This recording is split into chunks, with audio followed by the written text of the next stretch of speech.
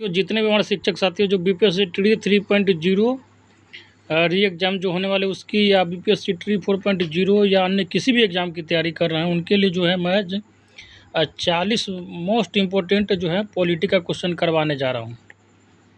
इससे पहले मैं ऑलरेडी जो है 9 टेस्ट सीरीज करवा चुका हूँ, जिसमें 40 क्वेश्चन हिस्ट्री, ज्योग्राफी, पॉलिटी और इकोनॉमिक्स कराता है, और 160 क्वेश्चन टोटल मिला के रहता है, और सारा का सारा क्वेश्चन जो है बेहतरीन रहता है। तो इसको ज़रूर बनाएं। अगर आप 6 to 8 9th 10th social science का अगर एग्ज़ाम देना चाहते हैं तो उसमें आपके लिए बेहतरीन जो है उपयोगी रहेगा, और साथ ही साथ कोई अन्य भी एग्ज़ाम देते हैं तो उसमें भी ये जो है उतना ही उपयोगी रहेगा। तो साथियों, अगर अभी तक चैनल को सब्सक्राइब नहीं किया तो सब्सक्राइब कर लें, और अगर किए हैं तो ज़्यादा से ज़्यादा शेयर करें। तो चलिए साथी, मैं आज जो है टेस्ट सीरीज नंबर 10 का तीसरा जो है पार्ट है, 4 पार्ट में है, इसमें जो है तीसरा पार्ट पॉलिटी का, उसको मैं उसका जो है 40 मोस्ट इम्पोर्टेंट क्वेश्चन कराने जा रहा हूँ। पहला क्वेश्चन है आपका जो है आज के सेट का पॉलिटी का, कह रहा है कि किसने कहा है धर्मनिरपेक्ष राज्य से तात्पर्य ऐसे राज्य से है जिसका अपना कोई धर्म नहीं है और जो सभी धर्म के प्रति जो है समान व्यवहार रखता हो। ठीक है, तो इसका करेक्ट आंसर हो जाएगा आपका option number B, Durga Das Basu. Next question कह रहा है कि किसने कहा है धर्म से जीवन के विभिन्न कार्यों में संगति आती है और इससे जो है उसको दिशा प्राप्त होती है। तो इसका करेक्ट आंसर हो जाएगा आपका ऑप्शन नंबर ए, डॉक्टर एस राधाकृष्णन। और जो है इन्हीं के जन्म दिवस पे जो है शिक्षा दिवस मनाया जाता है भारत में, आपको पता होना चाहिए। नेक्स्ट क्वेश्चन कह रहा है कि भारतीय संविधान की जो है सबसे बड़ी विशेषता है।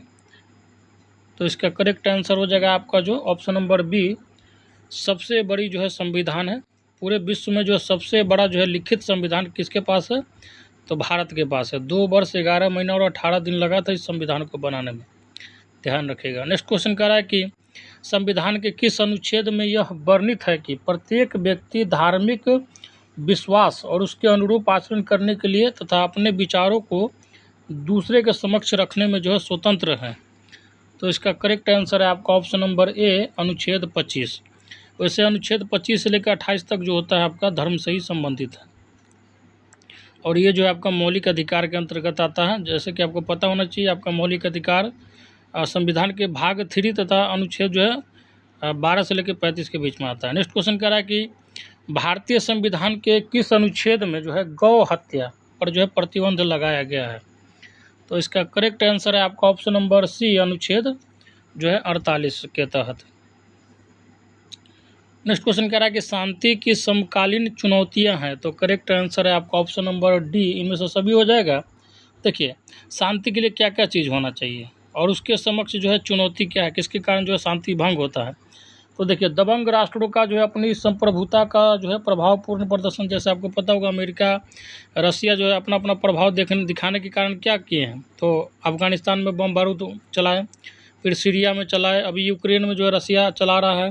तो इससे क्या होता है, शांति भंग होता है। दूसरा, आतंकवादियों द्वारा जो है आधुनिक हथियार एवं जो है उन्नत तकनीकों का प्रयोग।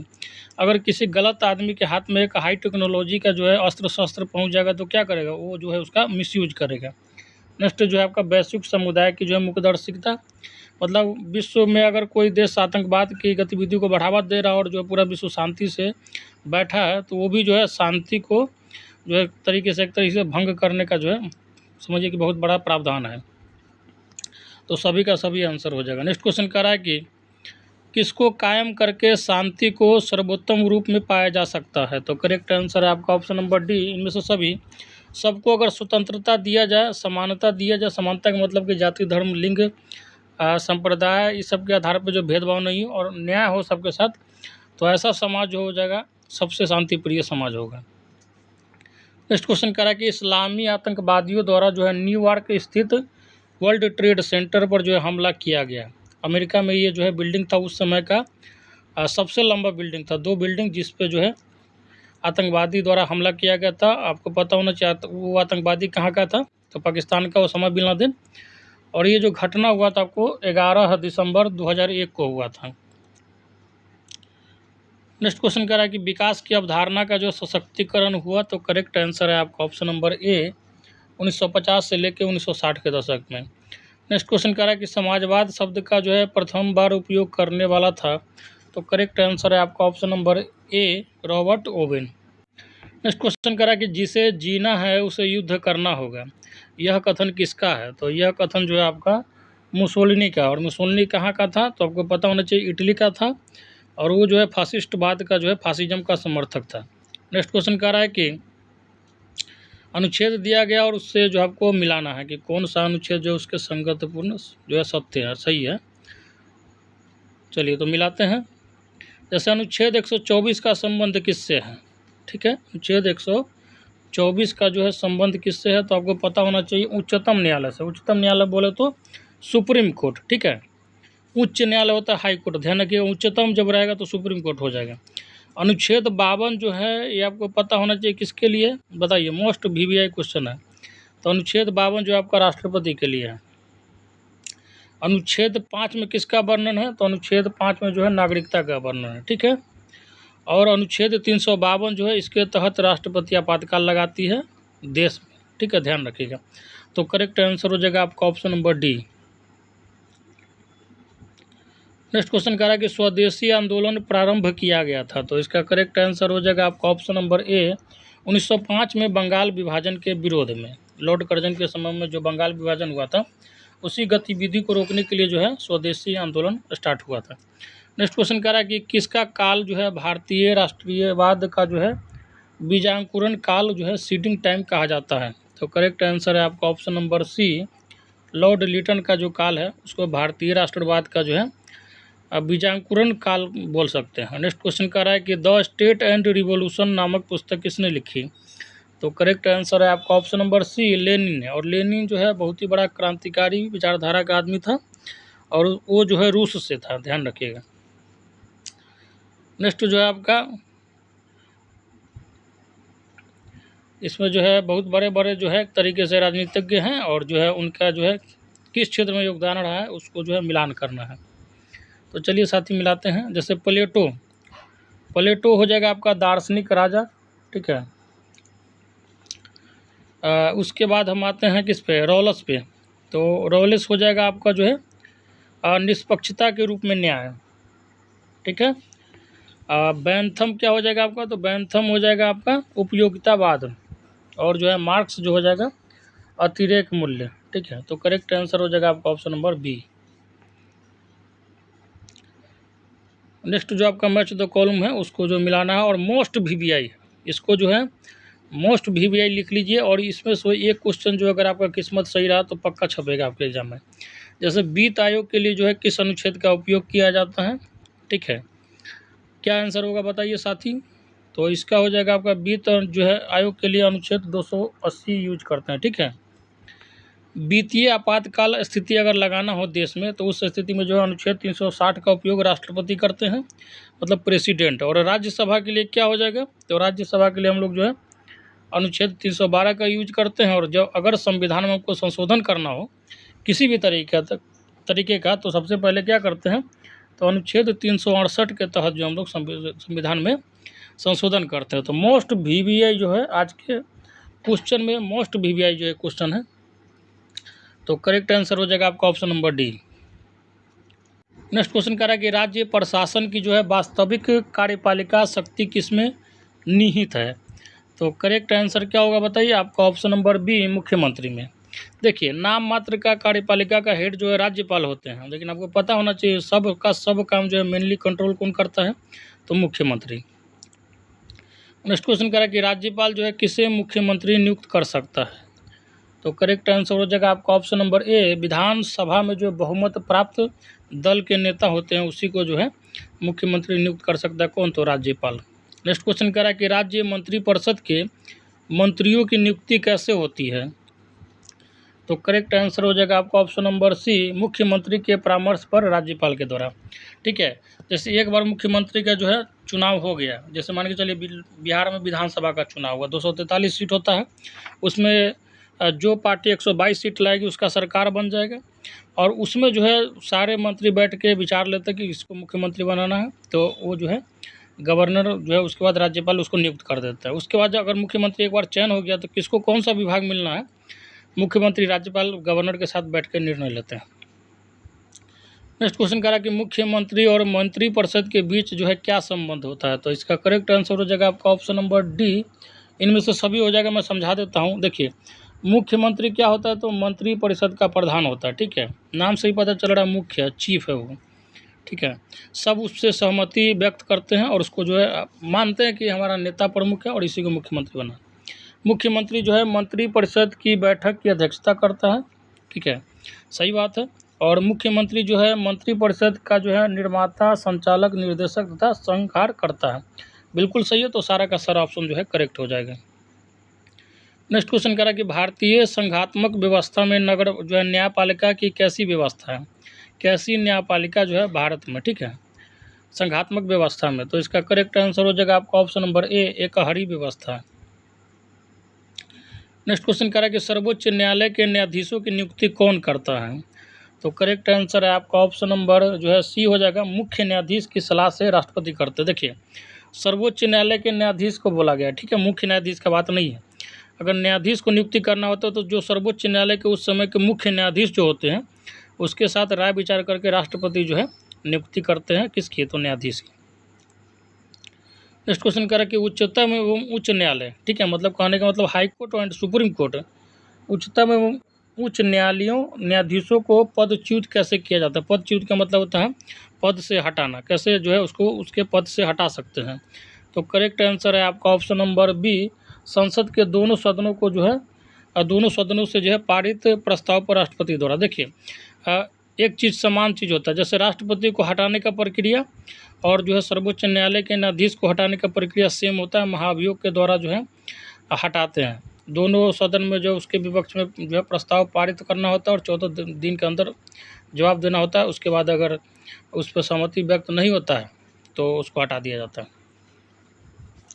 नेक्स्ट क्वेश्चन कह रहा है कि सर्वोच्च न्यायालय के जो है न्यायिक पुनरावलोकन की शक्ति का क्या अर्थ है, तो इसका करेक्ट आंसर क्या हो जाएगा आपका ऑप्शन नंबर डी, इनमें से सभी हो जाएगा। मैं समझा देता हूँ। देखिए, संसद द्वारा निर्मित विधि की संवैधानिकता की जांच करना, ठीक है। दूसरा, कार्यपालिका के आदेशों की संवैधानिकता की जांच करना। और तीसरा हो जाएगा संविधान के विरुद्ध पाए जाने पर उसे असंवैधानिक घोषित करना। देखिए, न्यायिक पुनरावलोकन का मतलब होता है कि ऑलरेडी वो चीज़ बन चुका है, लेकिन जो है सर्वोच्च न्यायालय जो उसको अपने तरीके से जांचेगी और परखेगी कि ये जो चीज़ डिसीजन लिया गया है वो न्याय संगत है कि नहीं। अगर न्याय संगत होगा तो सर्वोच्च न्यायालय उसको जो है उस पर सहमति व्यक्त करेगी, नहीं तो उस पर क्या करेगी, तो रुकावट डालेगी। नेक्स्ट क्वेश्चन कह रहा है कि संघ की जो है वास्तविक कार्यपालिका शक्ति किसमें निहित है, तो इसका करेक्ट आंसर है आपका ऑप्शन नंबर बी, प्रधानमंत्री में। नेक्स्ट क्वेश्चन कह रहा है कि अध्यादेश जारी करने की शक्ति किसे है, तो करेक्ट आंसर है आपका ऑप्शन नंबर सी, राष्ट्रपति को। राष्ट्रपति जो है ऑर्डिनेंस जो है कौन जारी कर सकता है, तो वो राष्ट्रपति, प्रेसिडेंट ही जारी कर सकते हैं। नेक्स्ट क्वेश्चन कह रहा है कि राष्ट्रपति ने अब तक जो है कितनी बार राष्ट्रीय आपातकाल की घोषणा की है, तो करेक्ट आंसर हो जाएगा आपका ऑप्शन नंबर सी, 3 बार। नेक्स्ट क्वेश्चन कह रहा है कि राष्ट्रपति की सेवानिवृत्ति आयु क्या है। देखिए, इसके बारे में थोड़ा अच्छे से जान लीजिए। प्रेसिडेंट बनने के लिए कम से कम जो है 35 साल उम्र होना चाहिए। किसके लिए, प्रेसिडेंट मतलब राष्ट्रपति बनने के लिए, उपराष्ट्रपति बनने के लिए और जो है राज्यपाल बनने के लिए कितना 35 साल उम्र चाहिए। लेकिन केवल राष्ट्रपति के केस में बोल रहा हूँ, राष्ट्रपति का जो है रिटायरमेंट का कोई फिक्स उम्र नहीं है। जब तक जो है उसकी इच्छा होगी तब तक वो राष्ट्रपति के पद पर रह सकते हैं, ठीक है। तो इसका करेक्ट आंसर हो जाएगा आपका option number D. Next question कह रहा है कि निम्नलिखित में से कौन सा व्यक्ति जो है संविधान सभा का संवैधानिक जो है सलाहकार था। जब संविधान सभा में जो है संविधान बन रहा था उस समय जो उसका मेन जो है एडवाइजरी जो का काम किसको दिया गया था, तो इसका करेक्ट आंसर है आपका option number C. Most VVI question ये भी है, ठीक है। संविधान सभा का सलाहकार का काम कौन किए थे, तो बी एन राव किए थे, ठीक है, ध्यान रखिएगा। और उस समय जो अस्थायी अध्यक्ष मतलब परमानेंट अध्यक्ष कौन बनाए गए थे, तो डॉक्टर राजेंद्र प्रसाद। और सच्चिदानंद सिन्हा जो है कुछ अंशकालिक मात्र 2 दिन के लिए जो है अध्यक्ष बने थे। हालांकि इनका उम्र ज़्यादा हो रहा था उस समय, इसलिए इनको पद से हटाकर डॉक्टर राजेंद्र प्रसाद को जो है परमानेंट अध्यक्ष बना दिया गया। और डॉक्टर बी आर अम्बेडकर जो थे प्रारूप समिति के अध्यक्ष थे। नेक्स्ट क्वेश्चन कह रहा है कि उस राज्य पुनर्गठन आयोग का अध्यक्ष कौन था जिसने भाषाई आधार पर राज्यों का जो है पुनः सीमांकन करने का जो है सिफारिश किया था। तो करेक्ट आंसर है आपका ऑप्शन नंबर ए, फजल अली। ठीक है, और भाषा के आधार पर बनने वाला सबसे पहला राज्य कौन है? तो आंध्र प्रदेश। नेक्स्ट क्वेश्चन कह रहा है कि मौलिक अधिकारों को भोगने को सुनिश्चित करने की जिम्मेदारी निम्नलिखित में से किसको सौंपी गई है? तो इसका करेक्ट आंसर हो जाएगा आपका ऑप्शन नंबर डी। देखिए, उच्च न्यायालय और उच्चतम न्यायालय। अगर किसी भी व्यक्ति के मौलिक अधिकार का हनन हो रहा है, मतलब उससे उसका मौलिक अधिकार छीना जा रहा है, तो उस स्थिति में जो है उसके मौलिक अधिकार का बचाव हाई कोर्ट और सुप्रीम कोर्ट कर सकती है। ध्यान रखिएगा, जिला न्यायालय नहीं, डिस्ट्रिक्ट कोर्ट नहीं।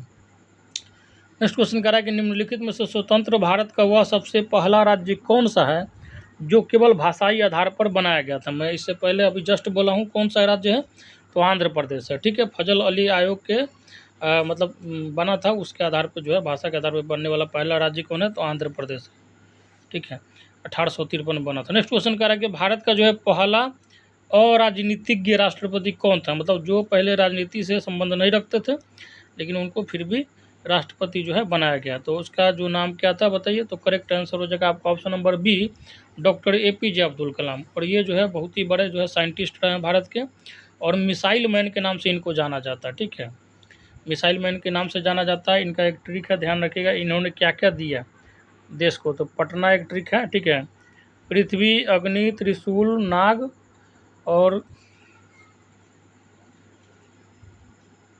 आकाश। ठीक है, ये 5 चीज़ जो है भारत को दे के गया, आपको पता होगा मिसाइल के क्षेत्र में। नेक्स्ट क्वेश्चन कह रहा है कि राष्ट्रपति जो है संविधान के किस अनुच्छेद के अंतर्गत राष्ट्रीय आपात स्थिति घोषित कर सकता है? राष्ट्रीय आपात का मतलब होता है कि आपका जो है देश का जो वित्तीय व्यवस्था, मतलब पैसा संबंधी लेन देन जो है पूरा सिस्टम क्रैश हो चुका है, तो उस स्थिति में जो है राष्ट्रपति अनुच्छेद 360 के तहत देश में जो है वित्तीय आपातकाल लगा सकते हैं। और अनुच्छेद 356 के तहत जो है राज्य में जो है राष्ट्रपति आपात लगाते हैं जब मुख्यमंत्री के द्वारा नहीं संभल पा रहा हो वहाँ का गति तब। और अनुच्छेद 352 जब कोई बाहरी देश आक्रमण कर ले या अंदर में ही डिस्टर्बेंस हो तब लगाया जाता है। नेक्स्ट क्वेश्चन कह रहा है कि एकात्मक संरचना और जो है अध्यक्षात्मक शासन प्रणाली रूप वाला देश का जो है एक उदाहरण है। फिर से क्वेश्चन को पढ़ देता हूँ। एकात्मक संरचना और अध्यक्षात्मक शासन प्रणाली रूप वाले देश का एक उदाहरण है, तो इसका करेक्ट आंसर हो जाएगा आपका ऑप्शन नंबर डी, फ्रांस। और फ्रांस की राजधानी कहाँ है आपको पता होना चाहिए? पेरिस। पेरिस सीन नदी के किनारे है और नेपोलियन बोनापार्ट वहीं का था। नेक्स्ट क्वेश्चन कह रहा है कि किसी धर्म विशेष के संवर्धन के लिए करों के भुगतान की जो है अनिवार्यता से मुक्ति की गारंटी दी गई है, तो इसका करेक्ट आंसर है आपका ऑप्शन नंबर सी, अनुच्छेद 27 के द्वारा। नेक्स्ट क्वेश्चन कह रहा है कि संघात्मक शासन का क्या लक्षण है, तो इसका करेक्ट आंसर है आपका ऑप्शन नंबर डी, जैसे दोहरे स्तर पर सरकार होगा जैसे कि भारत में है। ठीक है, केंद्र स्तर पर और राज्य स्तर पर, दोनों स्तर पर जो है सत्ता का विभाजन बिल्कुल है। जैसे केंद्र के जो है चुनाव अलग होता है, राज्य का चुनाव अलग अलग होता है। सत्ता के विभाजन के लिए जो है लिखित संविधान है बिल्कुल है। ठीक है ना। और आपको पता होगा कि अनुसूची 7 में जो है संघ सूची, राज्य सूची और समवर्ती सूची आता है, इसी के अंतर्गत जो है काम का भी विभाजन किया गया है।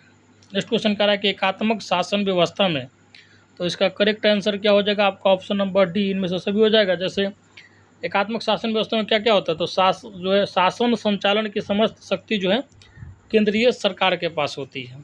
शासन का एक ही स्तर होता है और संविधान के द्वारा केंद्र एवं राज्य सरकारों के बीच जो है सत्ता का विभाजन नहीं होता। जैसे देखिए भारत में क्या है, तो संघात्मक शासन व्यवस्था, मतलब केंद्र सरकार अलग चलाती है, राज्य सरकार का अलग कंट्रोल होता है। लेकिन जहाँ एकात्मक शासन व्यवस्था है वहाँ पूरा का पूरा कंट्रोल किसके पास होता है, तो केंद्र के पास होता है, तो राज्य के पास अपना कोई भी पावर नहीं होता। नेक्स्ट क्वेश्चन कह रहा है कि मुद्रा, बैंकिंग, संचार, सुरक्षा, विदेशी मामले जैसे विषय जो है किस सूची में रखे गए हैं, तो इसका करेक्ट आंसर हो जाएगा आपका ऑप्शन नंबर ए, संघ सूची। संघ सूची का मतलब होता है केंद्र सरकार के जो कंट्रोल में है, चाहे इससे जो इनकम होगा, चाहे इस पर जो इन्वेस्ट करना होगा केंद्र सरकार करेगी, इस पर जो कानून बनाना होगा केंद्र सरकार विचार करेगी। और अनुसूची 7 में, संविधान के अनुसूची 7 में जो है इस सूची के बारे में जो है वर्णित किया गया है, जिसमें संघ सूची, राज्य सूची और समवर्ती सूची आता है।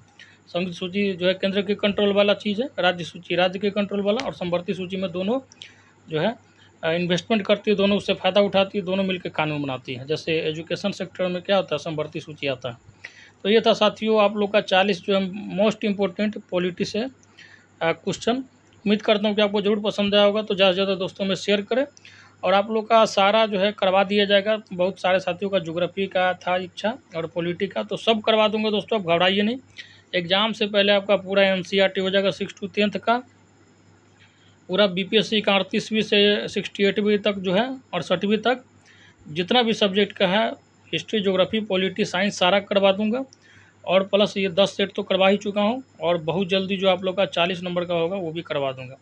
तो आप लोग घबराएं नहीं, क्योंकि मैं देखिए मैं अलड़ बलड़ चीज़ नहीं पढ़ाऊँगा, जो भी लाता हूँ टू दी पॉइंट कंटेंट रहता है, जो आपके सिलेबस के अनुसार हो, जो आपके एग्जाम के लिए बेनिफिशियल हो। तो ज़्यादा से ज़्यादा बस आप लोग शेयर कीजिए, आप लोग घबराइए नहीं, बस देखते जाइए। चलिए दोस्तों, तो लेते हैं विदा। जय हिंद, जय भारत।